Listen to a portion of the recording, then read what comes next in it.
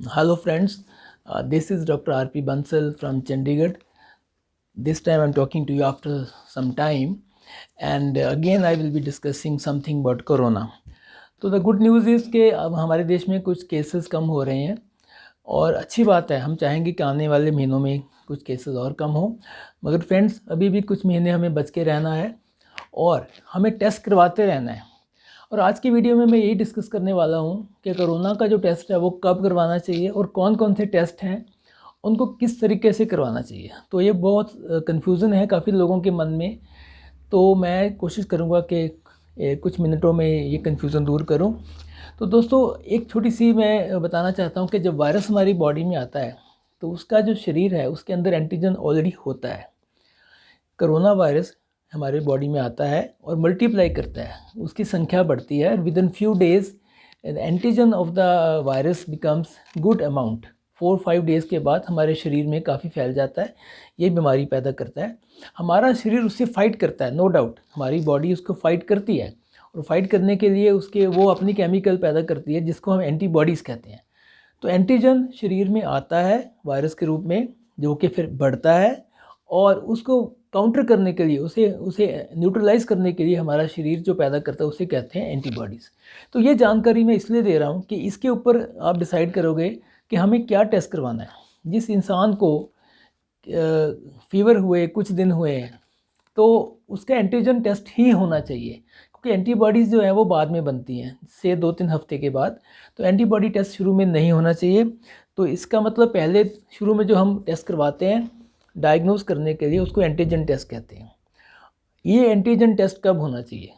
और ये antigen test भी बुखार के पहले 3 या 4 दिन नहीं होना चाहिए।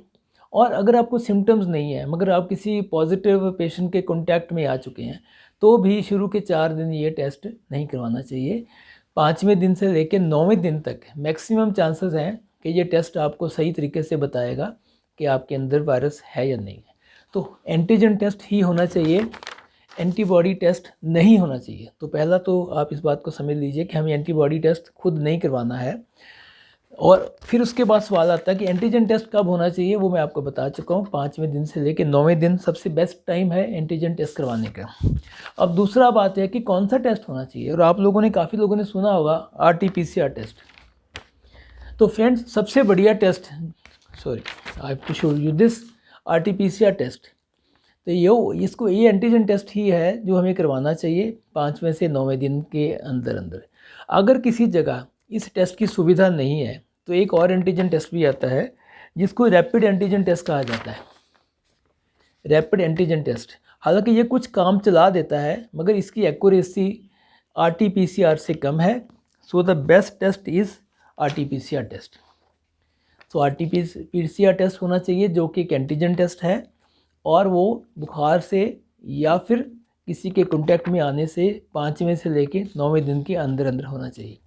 अब कुछ दोस्त मेरे को पूछ सकते हैं कि अगर भाई एंटीबॉडी टेस्ट होना ही नहीं चाहिए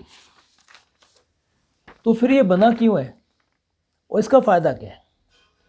तो फ्रेंड्स एंटीबॉडीज़ जब इंसान में पैदा हो जाती हैं वो हमें 2-3 बातें बताती हैं। एक तो ये कि इस इंसान के अंदर वायरस आया था, ही गॉट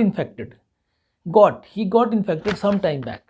नंबर 2, इसके शरीर ने उसे काउंटर किया और इसने अपनी आर्मी पैदा किया will say. Antibodies can be called army of the body. तो उसने एंटीबॉडीज़ पैदा करी। तो इसलिए सॉरी ये मैंने दोनों तरफ लिखा हुआ है क्योंकि मैं चाहता हूँ कि आपको प्रॉपर तो एंटीबॉडी टेस्ट तब करवाया जाता है जब डॉक्टर सोचते हैं कि हाँ ये ठीक तो हो चुका है मगर हमें ये जानकारी लेनी है कि क्या इसे सचमुच कोरोना इन्फेक्शन हुई थी या नहीं थी। तो this should be done only by the advice from the proper doctor. इसका एज सच एक्यूट कंडीशन में diagnosis of the corona virus में इसका कोई रोल नहीं है। Thank you very much friends. मुझे विश्वास है कि मेरी इन बातों से आपको कुछ जानकारी में एडिशन हुई होगी। Thank you so much.